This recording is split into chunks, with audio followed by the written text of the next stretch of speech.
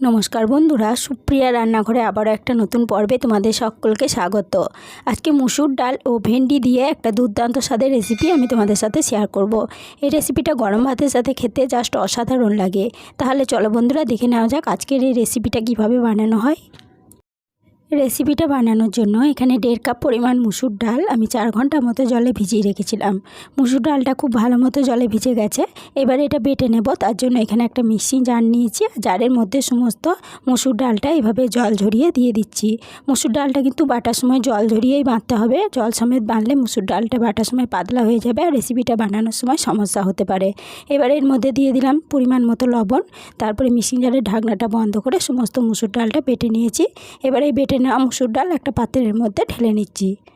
সমস্ত মুসুর ডাল একটা পাত্রের মধ্যে ঢেলে নিলাম। এবার এই ডালটা খুব ভালোভাবে ফেটিয়ে নেব। ডালটা ভালোভাবে ফেটিয়ে নিতে হবে। যত ভালোভাবে ফেটাবে রেসিপিটা তত খেতে সুস্বাদু লাগবে। ডালটা খুব ভালো মতো ফেটানো হয়ে গেছে। এবার এটা একটা সাইডে সরিয়ে রাখছি। এদিকে গ্যাসের ওভেনে একটা কড়াই বসিয়ে গ্যাসটা অন করে কড়াইয়ের মধ্যে দিয়ে দিচ্ছি পরিমাণ মতো সরষের তেল। তেলটা ভালোভাবে গরম হয়ে যাওয়ার পরে কড়াইয়ের চারপাশে খুন্তির সাহায্যে এইভাবে তেলটাকে ছড়িয়ে নিচ্ছি। তেলটা ভালোভাবে ছড়িয়ে নেওয়ার পরে যে ডালটা বেটে রেখেছিলাম সেই ডালটা থেকে অল্প অল্প করে এইভাবে নিয়ে বড়া শেপ দিয়ে মুসুর ডালের বড়াগুলো এই তেলের মধ্যে ভেজে নেব। প্রথম ব্যাচে আমি 8টা মুসুর ডালের বড়া তেলের মধ্যে দিয়ে দিলাম।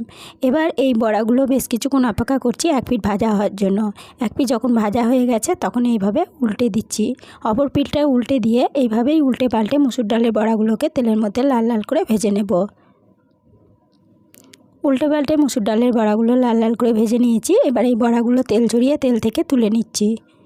সমস্ত বড়াগুলো তেল থেকে তুলে নেওয়ার পর ওই একই তেলে একইভাবে বাকি বড়াগুলো আবার ভেজে নিচ্ছি। সমস্ত মুসুর ডালের বড়াগুলো ভাজা হয়ে গেছে। এবার এই বড়াগুলো একটা সাইডে সরিয়ে রাখছি। এদিকে 400 গ্রাম মতো ভেন্ডি নিয়েছিলাম। ভেন্ডিগুলো প্রথমে জল দিয়ে খুব ভালোভাবে ধুয়ে নেওয়ার পরে ভেন্ডিগুলোকে এইভাবে লম্বা লম্বা করে কেটে নিয়েছি। এবার এদিকে যে তেলে বড়াগুলো ভেজেছিলাম সেই তেলের মধ্যে ভেন্ডিগুলো ভেজে নেব। তার জন্য সমস্ত ভেন্ডিগুলো তেলের মধ্যে দিয়ে দিলাম। এবার এই ভেন্ডির মধ্যে দিয়ে দিচ্ছি খুব সামান্য পরিমাণ হলুদের গুঁড়ো। হলুদ গুঁড়ো দিয়ে দিলাম। এবার ভেন্ডিটাকে বেশ কিছুক্ষণ তেলের মধ্যে নেড়েচেড়ে ভেজে নেব।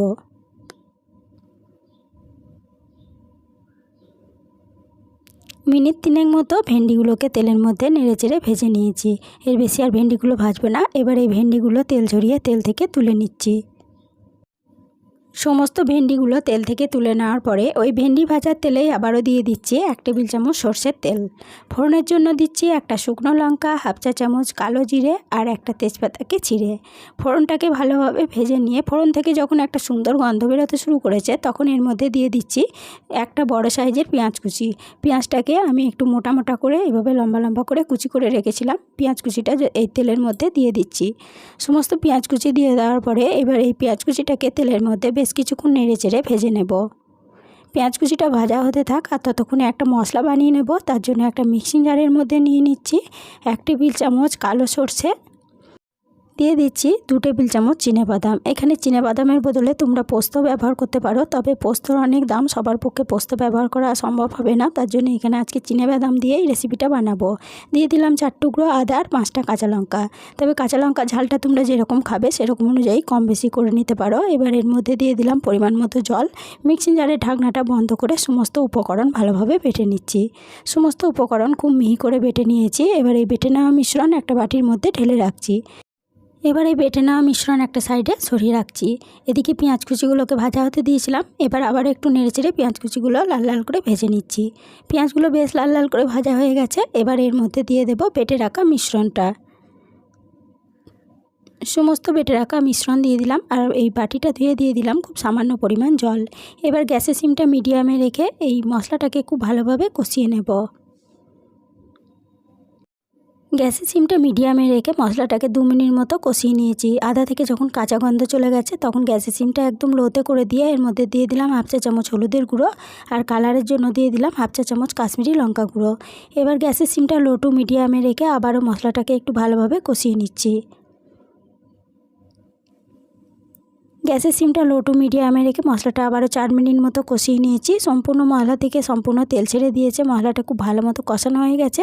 এবার এর মধ্যে দিয়ে দিচ্ছি ভেজে তুলে রাখা ভেন্ডিগুলো। সমস্ত ভেন্ডিগুলো দিয়ে মশলার সাথে একটু নেড়েচেড়ে ভালোভাবে কষিয়ে নিচ্ছি। ভেন্ডিগুলো মশলার সাথে 1 মিনিট মতো কষিয়ে নেওয়ার পরে এর মধ্যে দিয়ে দিচ্ছি পরিমাণ মতো জল। এখানে তোমরা যেরকম গ্রেভি রাখতে চাও সেরকম অনুযায়ী জলের পরিমাণটা কম বেশি করে নিতে পারো। তবে আমি এখানে 1.5 গ্লাস পরিমাণ জল ব্যবহার করলাম, কেননা বড়াতে অনেকটাই ঝোল টেনে নেবে। জলটা দিয়ে সমস্ত উপকরণের সাথে ভালোভাবে নেড়ে মিশিয়ে নিয়ে দিয়ে দিলাম স্বাদ অনুযায়ী লবণ, আর স্বাদের ব্যালেন্সের জন্য দিয়ে দিলাম 1/2 চা চামচ চিনি। চিনি ও লবণটা খুব ভালোভাবে নেড়েচেড়ে মিশিয়ে নিয়ে গ্যাসের সিমটা মিডিয়ামে রেখে এটাকে বেশ কিছুক্ষণ ফুটিয়ে রান্না করে নেব। 4 মিনিট মতো ফুটিয়ে রান্না করে নেওয়ার পরে গ্যাসের সিমটা একদম লোতে করে দিলাম। এবার এর মধ্যে ভেজে তুলে রাখা বড়াগুলো দিয়ে দিচ্ছি।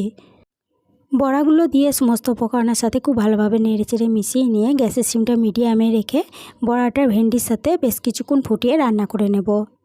এখানে আমি আলুর ব্যবহার করিনি, তবে তোমরা চাইলে আলু দিয়ে দিতে পারো তরকারির মধ্যে। সমস্ত উপকরণের সাথে বড়াটাকে ফুটিয়ে আবারও 3 মিনিট মতো রান্না করে নেওয়ার পরে আবারও একটু ভালোভাবে নেড়েচেড়ে নিয়ে এর মধ্যে উপর থেকে দিয়ে দিলাম 1 চা চামচ কাঁচা সর্ষের তেল। কাঁচা সর্ষের তেলটা সমস্ত উপকরণের সাথে খুব ভালোভাবে নেড়েচেড়ে মিশিয়ে নিয়ে গ্যাসের সিমটা বন্ধ করে দিয়ে আরও 5 মিনিটের জন্য ঢাকা দিয়ে স্ট্যান্ডিং টাইমে রেখে দিয়েছিলাম। 5 মিনিট পর ফিরে এসে ঢাকা চাপাটা খুলে নিয়ে রেসিপিটা কড়াই থেকে নামিয়ে নিয়েছি গরম ভাতের সাথে পরিবেশনের জন্য। আজকের রেসিপিটা আমার একদম রেডি হয়ে গেছে। আজকের রেসিপিটা প্রথম থেকে শেষ অবধি দেখার জন্য তোমাদেরকে অসংখ্য ধন্যবাদ। রেসিপিটা ভালো লেগে থাকলে ছোট্ট একটা লাইক দিয়ে এরকম নতুন নতুন রেসিপি পেতে প্লিজ আমার চ্যানেলটা সাবস্ক্রাইব করে আমার পাশে থেকো। বন্ধুবান্ধব সকলের সাথে শেয়ার করে দিতে ভুলো না প্লিজ। আজকের রেসিপিটা কীরকম লাগলো কমেন্ট করে জানাতে ভুলো না। আজকে এই পর্যন্তই ছিল, ফিরে আসবো আবার নতুন কোনো রেসিপি নিয়ে।